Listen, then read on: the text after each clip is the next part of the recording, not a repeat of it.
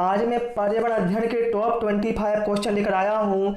यदि आप किसी भी शिक्षक भर्ती एग्जाम की तैयारी कर रहे हैं तो इस वीडियो को कंप्लीट देखना, क्योंकि यहाँ से आपको एग्जाम में प्रश्न देखने को जरूर मिलने वाले हैं। तो शुरू करते हैं प्रश्न क्रमांक 1 से, और आप 25 में से कितना स्कोर कर पाते हैं वो आप हमें कमेंट बॉक्स में अवश्य बताना।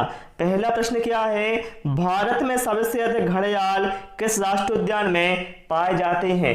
ऑप्शन ए पेन घाटी राष्ट्रीय उद्यान, ऑप्शन बी भितरकनिका राष्ट्रीय उद्यान, ऑप्शन सी राजाजी राष्ट्रीय उद्यान, या फिर ऑप्शन डी दाचीग्राम राष्ट्रीय उद्यान। यहाँ पर जो करेक्ट आंसर है वो हमारा ऑप्शन बी के साथ जाएगा, भितरकनिका राष्ट्रीय उद्यान। देखिए साथियों, भितरकनिका राष्ट्रीय उद्यान में सबसे अधिक घड़ियाल पाए जाते हैं। यदि पूछा जाए पेन घाटी राष्ट्रीय उद्यान कहाँ पर है तो बताइएगा हिमाचल प्रदेश में। भितरकनिका राष्ट्रीय उद्यान कहाँ पर है तो उड़ीसा में है। राजाजी राष्ट्रीय उद्यान कहाँ पर है? उत्तराखंड में है। और दाचीग्राम राष्ट्रीय उद्यान जम्मू कश्मीर में है। ये सारे पॉइंट आप लोग नोट कर लें। प्रश्न क्रमांक 2 पर आते हैं। वर्मी कंपोस्ट एक पर्यावरण अनुकूलित खाद मानी जाती है जो प्राप्त होती है। ऑप्शन ए चींटियों से, ऑप्शन बी केंचुओं से, ऑप्शन सी गोबर से, या फिर ऑप्शन डी कचरे से। यहाँ पर करेक्ट आंसर हमारा ऑप्शन बी के साथ चला जाएगा। साथियों, जो वर्मी कंपोस्ट है यह एक पर्यावरण अनुकूलन खाद मानी जाती है, क्योंकि इससे पर्यावरण को नुकसान नहीं होता है। और जो वर्मी कंपोस्ट खाद है साथियों, यह केंचुओं से प्राप्त होती है। ध्यान रखिएगा, केंचुए को किसान का मित्र कहा जाता है। प्रश्न क्रमांक 3 पर आते हैं, और आप सभी से रिक्वेस्ट है वीडियो पसंद आए तो वीडियो को लाइक और शेयर जरूर करें और चैनल को भी सब्सक्राइब करें। भारतीय संविधान में वन को किस सूची में रखा गया है? ऑप्शन ए संघ सूची, ऑप्शन बी राज्य सूची, ऑप्शन सी संवर्धित सूची, या फिर ऑप्शन डी इनमें से कोई नहीं। यहां पर जो हमारा करेक्ट आंसर है वो ऑप्शन सी के साथ चला जाएगा। देखिए साथियों, जो भारतीय संविधान में वन विषय है, चूंकि यह है राज्य सरकार और केंद्र सरकार दोनों को इस पर साझा अधिकार है, इसलिए इसको समवर्ती सूची के अंतर्गत रखा गया है। प्रश्न क्रमांक 4 पर आते हैं। वह कौन सा एक सांप है जो घोंसला बनाता है? ऑप्शन ए क्रेत सांप, option B viper, option C king cobra, या फिर ऑप्शन डी सल्की वाइपर। राइट आंसर यहां पर ऑप्शन सी के साथ जाएगा। साथ ही जो किंग कोबरा सांप होता है यह केवल एक ऐसा सांप है जो कि घोंसला बनाता है। प्रश्न क्रमांक 5 पर आते हैं। गर्म रुधिर वाले जंतु वे हैं जो अपना तापमान ऑप्शन ए हमेशा समान बनाए रखते हैं, ऑप्शन बी वातावरण के तापक्रम से नीचा रखते हैं, ऑप्शन सी वातावरण के तापक्रम से ऊंचा रखते हैं, या फिर ऑप्शन डी वातावरण के तापक्रम के बराबर बनाए रखते हैं। यहां पर जो करेक्ट आंसर हमारा है वो ऑप्शन ए के साथ चला जाएगा। गर्म रुधिर अर्थात गर्म खून वाले जंतु अपना जो तापमान है वह हमेशा समान बनाए रखते हैं। ठीक है, जैसे मनुष्य हो गया, शेर हो गया। ठीक है, जैसे हमारे जो शरीर का जो तापमान है वो कितना होता है? 37 डिग्री सेल्सियस। मतलब हमारा तापमान कैसा है? समान रहता है, अर्थात हम कैसे हो गए? गर्म रुधिर वाले जंतु होंगे। प्रश्न क्रमांक 6 पर आते हैं। इनमें से कौन सुमेलित नहीं है? बताना है इनमें से कौन सा सुमेलित नहीं है। करेक्ट आंसर साथियों यहां पर हमारा ऑप्शन डी के साथ चला जाएगा। देखिए साथियों, बोमडिला दर्रा अरुणाचल प्रदेश में है, बिल्कुल सही है। माना दर्रा उत्तराखंड में है, बिल्कुल सही है। रोहतांग दर्रा हिमाचल प्रदेश में है, बिल्कुल सही है। लेकिन जो नाथुला दर्रा है साथियों यह केरल में नहीं है, बल्कि नाथुला दर्रा सिक्किम में है, अर्थात हम कह सकते हैं यह सुमेलित नहीं है। प्रश्न क्रमांक 7, अमीनो अम्ल किस में मिलते हैं? ऑप्शन ए वसा, option B protein, option C carbohydrate, या फिर ऑप्शन डी तेल। तो यहां पर जो करेक्ट आंसर हमारा है वो ऑप्शन बी के साथ चला जाएगा। देखिए साथियों, जो प्रोटीन है यह अमीनो अम्ल के बहुलक होते हैं। तो हम कह सकते हैं जो अमीनो अम्ल है यह प्रोटीन में मिलते हैं। प्रश्न क्रमांक 8, भूमि से जल को गुरुत्वाकर्षण के विरुद्ध पौधे के विभिन्न भागों तक पहुंचाने की क्रिया क्या कहलाती है? ऑप्शन ए वाष्पोत्सर्जन, ऑप्शन बी रसारोहण, ऑप्शन सी दीप्तिकालिता या फिर ऑप्शन डी इनमें से कोई नहीं।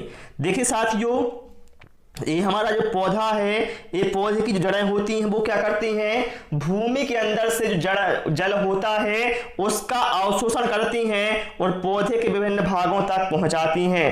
तो साथियों इस क्रिया को कहा जाता है रसारोहण। करेक्ट आंसर ऑप्शन बी के साथ जाएगा। प्रश्न क्रमांक 9, आप सभी लोग भी सारे प्रश्नों के आंसर या तो कमेंट करते जाएं या कॉपी में नोट करते जाएं। मार्स गैस किसे कहते हैं? Option A methane, option B hydrogen, option C helium या फिर option D argon. Correct answer यहां पर हमारा ऑप्शन ए के साथ जाएगा, मीथेन, जिसका रासायनिक सूत्र होता है CH4। इसको साथियों मार्स गैस कहा जाता है। मीथेन एक ग्रीन हाउस गैस है जो कि धान के खेत और जुगाली करने वाले जानवरों से उत्पन्न होती है। ये भी आप ध्यान रखिए, कई बार एग्जाम में पूछा गया है। और पूछा जाए भविष्य का ईंधन किसे कहा जाता है तो बताइएगा हाइड्रोजन को। क्लियर हुआ ना इतना? चलिए भैया प्रश्न क्रमांक 10 पर आते हैं। यहां पर भैया कहा गया है काला सोना किस मसाले को कहा जाता है? ऑप्शन ए इलायची, ऑप्शन बी लौंग, ऑप्शन सी केसर या फिर ऑप्शन डी काली मिर्च। देखिए साथियों, यदि आपसे मात्र इतना पूछा जाए काला सोना किसे कहा जाता है तो भैया काला सोना कहा जाता है पेट्रोलियम को और मसाले को। ठीक है, दोनों को कहा जाता है।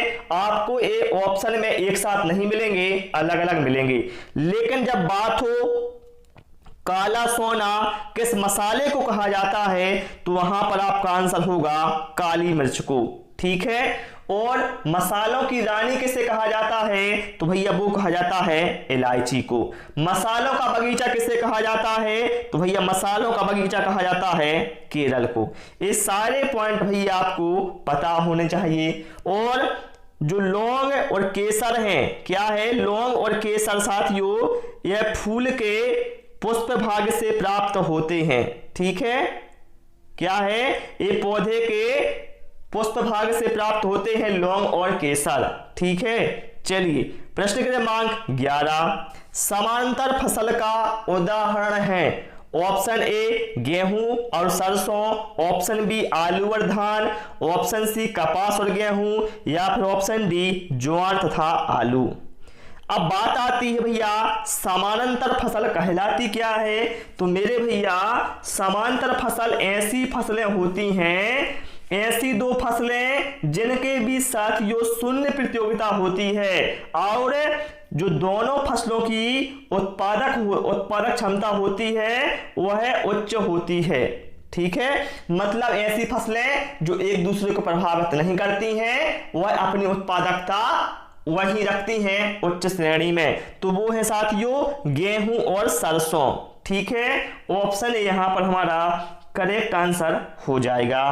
प्रश्न क्रमांक 12 पर आते हैं। जल की अस्थायी कठोरता का कारण है जब जल में घुले हों। देखिए साथियों, यहां पर बात हुई है अस्थायी कठोरता की। तो मेरे भैया जल में जब अस्थायी कठोरता जब होती है जब जल में साथियों कैल्शियम और मैग्नीशियम के बाइकार्बोनेट घुले होते हैं। करेक्ट आंसर यहां पर हमारा ऑप्शन बी के साथ जाएगा। लेकिन यदि आपसे पूछा जाए स्थायी कठोरता की वजह से कि स्थायी कठोरता में जल में क्या घुला होता है तो बताइएगा स्थायी कठोरता में कैल्शियम और मैग्नीशियम के क्लोराइड और सल्फेट घुले होते हैं। ये दोनों पॉइंट आपको पता होने चाहिए। चलिए भैया प्रश्न क्रमांक 13 पर आते हैं। वन महोत्सव शुरू करने का श्रेय किसको जाता है? Option A Vinoba Bhave, option B K M. Munshi, option C Verghese Kurien या फिर ऑप्शन डी एम.एस. स्वामीनाथन को। देखिए साथियों, वन महोत्सव शुरू करने का जो श्रेय है साथियों वह के.एम. मुंशी को जाता है। के.एम. मुंशी जिनका पूरा नाम था कन्हैयालाल मणिकलाल मुंशी। यदि पूछा जाए वन महोत्सव कब मनाया जाता है तो बताइएगा 1 से 7 जुलाई तक वन महोत्सव मनाया जाता है। यदि आपसे पूछा जाए भारतीय हरित क्रांति का जनक किसे कहा जाता है तो बताइएगा एम.एस. स्वामीनाथन को, और श्वेत क्रांति का जनक कहा जाता है वर्गीज कुरियन को। प्रश्न क्रमांक 14 पर आते हैं। राउफ कहाँ का लोक नृत्य है? Option A Assam, option B Karnataka, option C Kerala या फिर ऑप्शन डी जम्मू कश्मीर। तो साथियों यहाँ पर जो करेक्ट आंसर है वो जाएगा हमारा ऑप्शन डी के साथ। देखिए साथियों, जो राउफ है यह है जम्मू कश्मीर का लोक नृत्य है। यदि आपसे पूछा जाए असम का फेमस लोक नृत्य कौन सा है तो बिहू है, कर्नाटक का कौन सा है यक्षगान है, केरल का कौन सा है कथकली है। चलिए प्रश्न क्रमांक 15, उच्च कोटि का कोयला कौन सा है? एंथ्रासाइट, बिटुमिनस, लिग्नाइट, पीट। तो साथियों यहां पर जो करेक्ट आंसर है वो हमारा ऑप्शन ए के साथ चला जाएगा। एंथ्रासाइट कोयला साथियों एक उच्च कोटि का कोयला होता है। ठीक है, यदि आपसे पूछा जाए निम्न कोटि का कोयला कौन सा है तो बताइएगा पीट। प्रश्न क्रमांक 16, भारत का दूसरा सबसे बड़ा मैंग्रोव कौन सा है? Option A Sundarban, option B Keoladeo, option C Bhitarkanika या फिर ऑप्शन डी पिनघाटी। तो देखिए साथियों, भारत का सबसे बड़ा मैंग्रोव कौन सा है तो वो है साथियों सुंदरबन। लेकिन यहां बात हुई है दूसरा सबसे बड़ा, तो दूसरा सबसे बड़ा है भितरकनिका जो कि उड़ीसा में है। ठीक है, तो करेक्ट आंसर यहां पर हमारा ऑप्शन सी के साथ जाएगा। प्रश्न क्रमांक 17, लाइकेन किसका उदाहरण है? बताना जो लाइकेन है साथियों यह किसका उदाहरण है? ऑप्शन ए परिजीविता, ऑप्शन बी सहजीविता, ऑप्शन सी सहभोजिता या फिर ऑप्शन डी प्रतिस्पर्धा। करेक्ट आंसर यहां पर हमारा ऑप्शन बी के साथ जाएगा। लाइकेन साथियों सहजीविता का उदाहरण है। जो लाइकेन है साथियों यह शैवाल और कवक में क्या है सहजीविता दर्शाता है। पूछा जाए लाइकेन किसके सूचक होते हैं तो बताइएगा वायु प्रदूषण के अच्छे सूचक लाइकेन होते हैं। और जो लिटमस पेपर है साथियों, लिटमस पेपर लाइकेन से प्राप्त किया जाता है, ये भी आप नोट कर लें। प्रश्न क्रमांक 18, पके आम में कौन सा विटामिन पाया जाता है? Option A vitamin A, option B vitamin B, option C vitamin C या फिर ऑप्शन डी विटामिन के।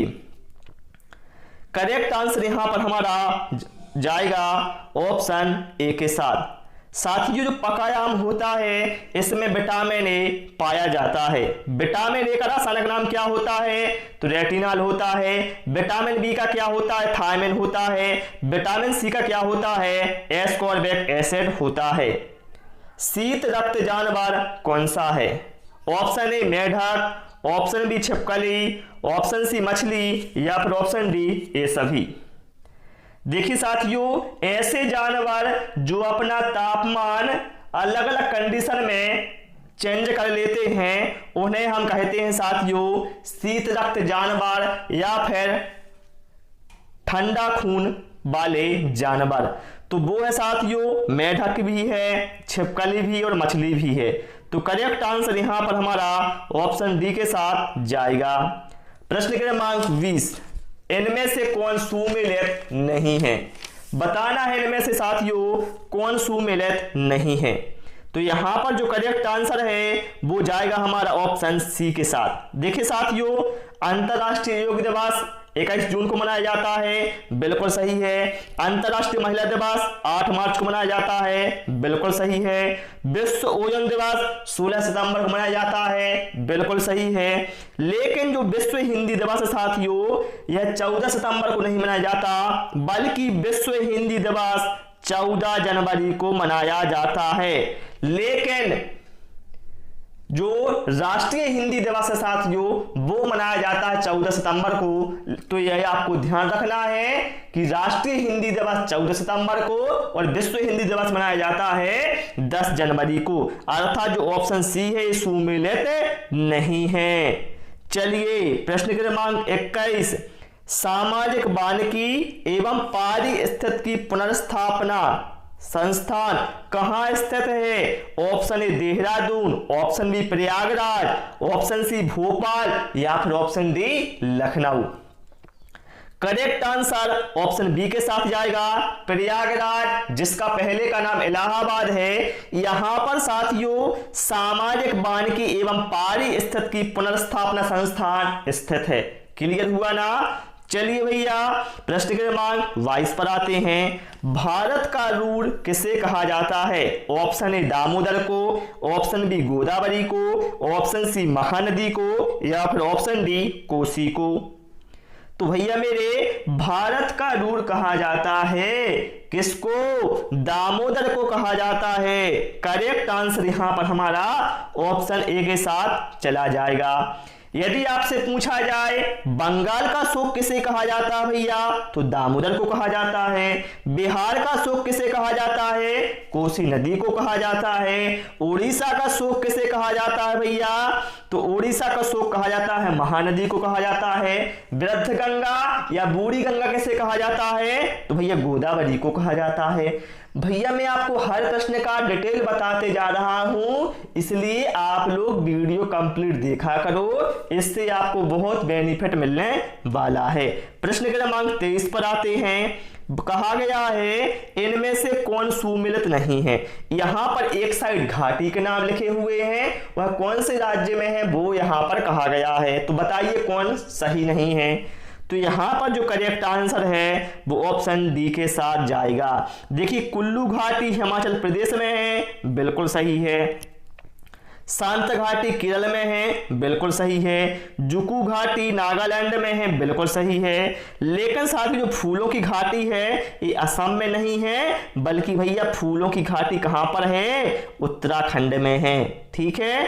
यदि आपसे पूछा जाए भारत में सबसे अधिक जैव विविधता कहां पाई जाती है, तो बताइएगा शांत घाटी अर्थात केरल में पाई जाती है। ठीक है। प्रश्न क्रमांक 24 पर आते हैं। इनमें से कौन सुमेलित नहीं है? बताएं आप लोग यहां पर क्या होगा करेक्ट आंसर। तो यहां पर साथ ही जो करेक्ट आंसर है वो ऑप्शन डी के साथ जाएगा। देखिए कॉफी बोर्ड कर्नाटक में है, बिल्कुल सही है। चाय बोर्ड कहां पर है? पश्चिम बंगाल में, ये भी सही है। तंबाकू बोर्ड कहां पर? आंध्र प्रदेश में है, बिल्कुल सही है। लेकिन जो मसाला बोर्ड है साथियों ये असम में नहीं है, बल्कि मसाला बोर्ड साथियों केरल राज्य में है। ठीक है। तो करेक्ट आंसर किसके साथ जाएगा हमारा? ऑप्शन डी के साथ जाएगा। आप सभी लोग साथियों हमें कमेंट करके अवश्य बताना कि आपने 25 में से कितने प्रश्नों के सही जवाब दिए हैं, जिससे मुझे पता चल सके आखिर आप लोगों की तैयारी है वो किस लेवल की है। ठीक है। चलिए भैया प्रश्न क्रमांक 25 पर आते हैं। काकरोच में श्वसन अंग है। जो काकरोच जिसे तिलचट्टा कहा जाता है साथियों, बताने से श्वसन अंग क्या होता है? ऑप्शन ए क्लोम, ऑप्शन बी बातक, ऑप्शन सी फुसफुस या फिर ऑप्शन डी आलिंद। तो यहां पर साथियों जो करेक्ट आंसर हमारा है वो ऑप्शन बी के साथ जाएगा। काकरोच अर्थात तिलचट्टे में जो श्वसन अंग होता है वो होता है बातक। ठीक है। तो प्यारे साथियों आज इस क्लास में इतना ही। उम्मीद है आप सभी को वीडियो पसंद आया होगा। भैया वीडियो पसंद आया हो सभी से रिक्वेस्ट है कि इस वीडियो को आप लोग लाइक करें, ज्यादा से ज्यादा शेयर करें, और यदि आप पहली बार हमारे चैनल पर आए हैं साथियों तो आप सभी से रिक्वेस्ट है चैनल को सब्सक्राइब भी कर लें, जिससे आपको आने वाले समय में और भी नए नए वीडियो मिलते रहें। Thanks for watching this video.